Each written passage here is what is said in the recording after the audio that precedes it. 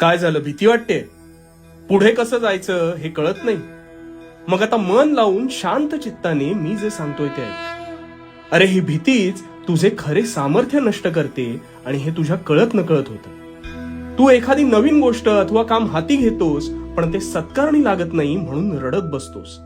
पण तसं का होतं याचा कधी विचार केलास?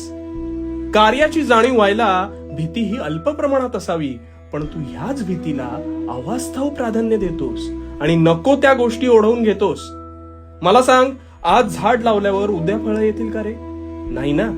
तसंच तू नवं काम, नवा व्यवसाय अथवा नवं नातं जोडताना होतं बघ.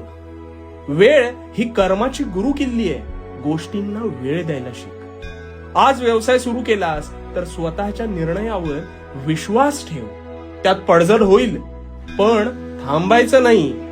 तो व्यवसाय सुरू करताना तू पाहिलेलं स्वप्न आठव आणि मार्गक्रमण कायम करत राहा. 2 दिवसांच्या मेहनतीपेक्षा दर दिवसाच्या सातत्यावर विश्वास ठेव.